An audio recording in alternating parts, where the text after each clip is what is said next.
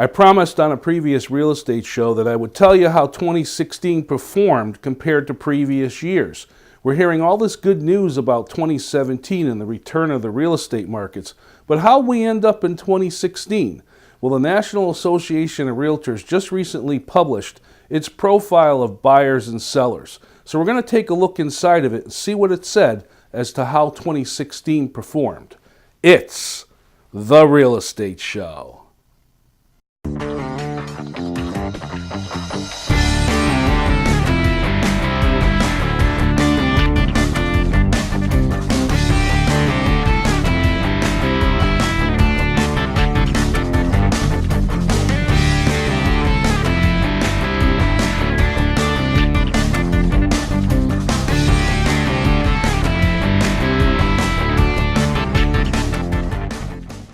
Welcome to the Real Estate Show. My name is Rick Naples. As I said in the introduction, the National Association of Realtors profile of buyers and sellers has come out, and it's shown some pretty interesting statistics. Now, what they do is they send surveys out during the year and ask sellers and buyers what their experience was in their real estate transaction. They take all that information and then they also look at sales compared to different areas and throughout the nation. And they come up with some very interesting facts on how the year performed. So I wanted to take a moment to just talk about some of the things that came out. So I pulled some of the highlights here. Now, some of this was a little bit surprising and most of it was predictable. I had talked back in early 2016 about how 2016 was going to be a year of recovery. And we've seen the markets increase a little bit. We've seen sales go up slightly. We also saw interest rates increased, but it didn't slow down the momentum. Although there was a lot of caution out there from buyers, especially those that were kind of, as we say, sitting on the fence as to what the markets were going to do and whether it was going to be the right time to buy. So a few of the statistics or a few of the factoids I wanted to share with you on tonight's show were very interesting. The typical home buyer in 2016 was 44 years of age, while the typical home seller was 54 years of age, about a 10-year spread between ages there. Now, what was the most popular home that was bought in 2016? Well, it always seems to be the single-family home, as opposed to multifamilies or condos. And in that single family home, besides just the neighborhood, location as they say, or some of the amenities that the house has to offer, what was the typical house that buyers seemed to have wanted?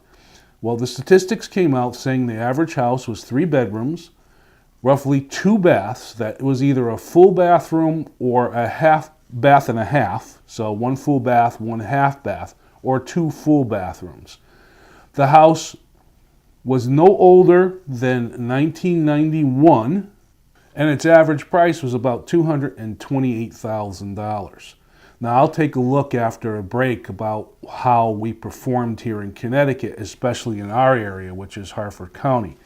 A couple of the other things that came out that were quite interesting to me were where the buyers were purchasing the house. In other words, what price they were finally landing on. And again, and it seems to fall into the same pattern, folks, year after year after year, the average buyer's price, what they were paying for the home compared to where the home was listed at, landed somewhere around 98% of the asking price. Now, there's a number of different factors that get involved in that. It could be down payments, it could be negotiated items for a home inspection, but 98% seemed to be where it was falling. On the finance side, sellers were asked how was the house or how did the buyer finance the house. And then buyers were also asked how did they finance the house. And 85% of homes that were purchased in 2016 were financed. Most of those finances that were done were 30-year mortgages, again, and we did find that there was an average of 3 to 5% as the dollars that were put down to purchase the home. There were a few homes in there where people put a lot more down, but the average was 3 to 5%. When we were looking at the numbers, or when I was going through the numbers, a couple of the other interesting things that came out here is, again, because of the popularity of the internet, a lot of the buyers were starting their search on the internet for the home that they were going to look to purchase. Now, a lot of the sellers felt that the internet was one of the most important ways to have their home displayed. So that subsequently ran into the next series of questions, which was asking whether or not they used a realtor for the process of getting their home listed or sold. And it was also asked to the buyers. 85% of the respondents did reply that using a realtor was a very valuable source for them in helping getting the home exposed to the greatest number of buyers, getting the highest price towards what they were asking. And buyers felt that using a realtor cut down all the clouds of all the stuff that was out there and helped them target homes that they wanted to look at and subsequently buy. In fact, the statistic that came out when they looked at the numbers was that the average buyer would look at about 10 homes over 10 weeks before they would decide on one to purchase without using a realtor. If they used a realtor, their time was cut down to about 4 weeks and an average of 4 homes. So the numbers are showing, of course, this was produced by the National Association of Realtors, so you can take that into weight as far as how these numbers came out. But again, there's value in using a realtor. Let's look at this presentation that I put together, which kind of puts together all of these different factoids for you to take a look at from the National Association's 2016 profile of buyers and sellers.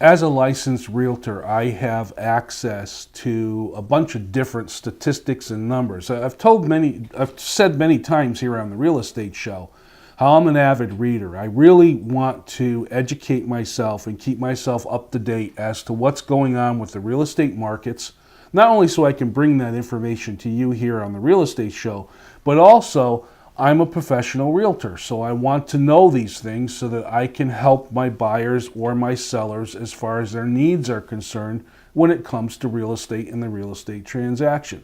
So I read a lot of blogs, I read a lot of articles, I look at a lot of statistics, I target it down to the different areas that I might be working in. I have access as a licensed realtor to something that's called the Real Estate Trend Indicator. Now, this is a report which is garnered from numbers that are posted on the multiple listing service, and I use the Connecticut multiple listing service in my area, so it's not 100% reflective of the whole state, but most of the state here in Connecticut is reflected in these numbers as far as where we ended up for the year. So I went in and I looked at the report, and for curiosity's sake, when looking at what sold the most of, we found that again it was single family homes, just like the national report had reported. Here in Connecticut in 2016, we sold and closed on just over 8,500 homes.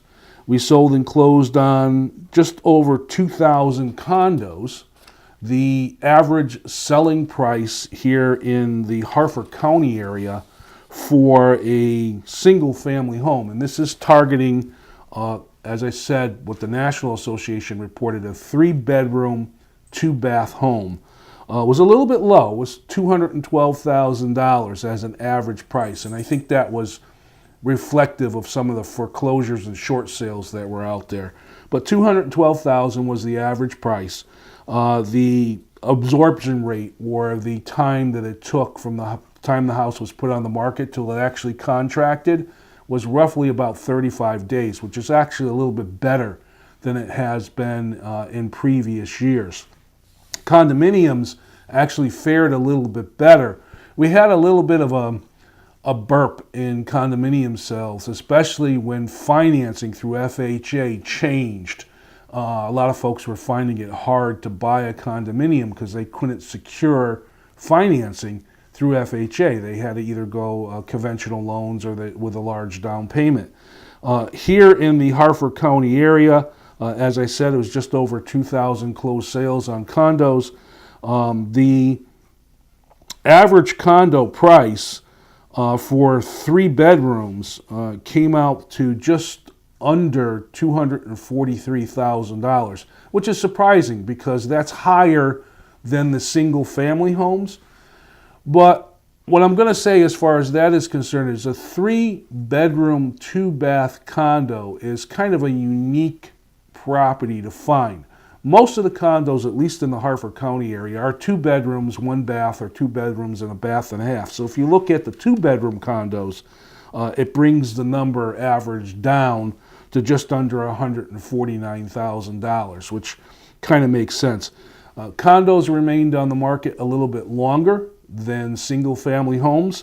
The absorption rate that's put here is roughly 42 days, somewhere in that area.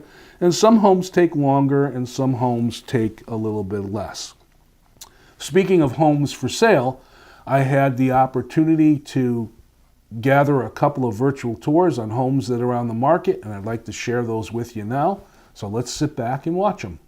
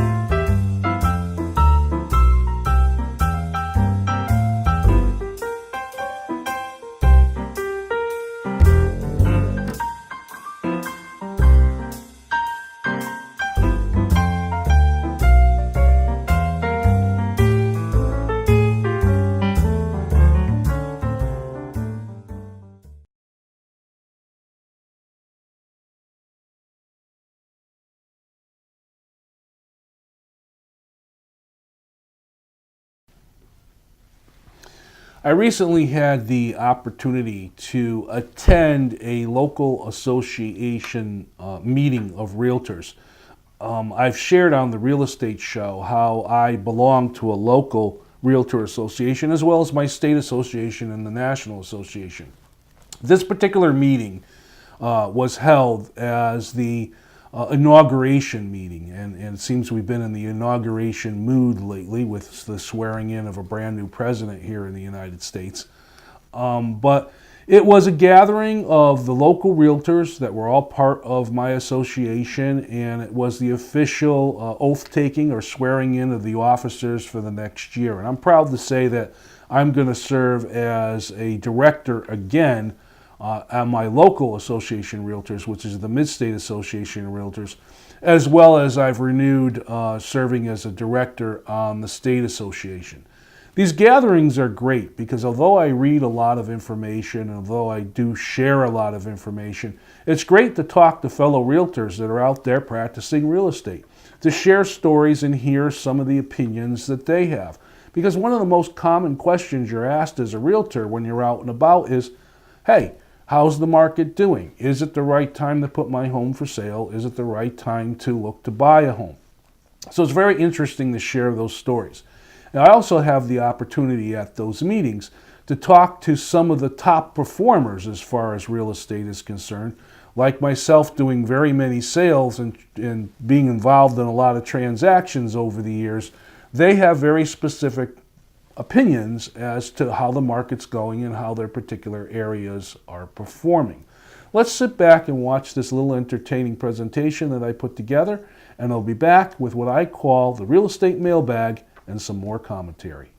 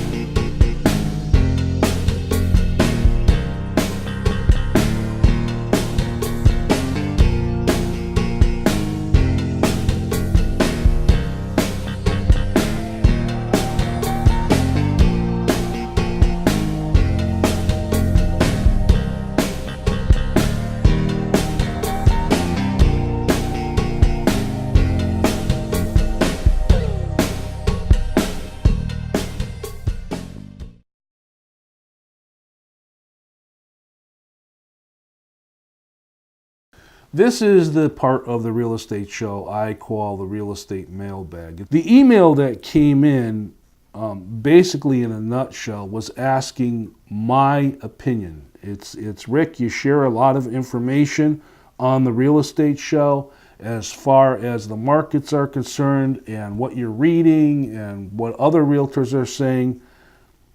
But I want to put you on the spot. What do you think? What is your take on the market? Bottom line is, it's the same as what I've been reading. I mean, my personal experiences are that there is an uptick in the market itself. It's looking like 2017 is going to be a very busy year. My name is Rick Naples, and this has been The Real Estate Show. I thank you very much for watching. I'll see you next time.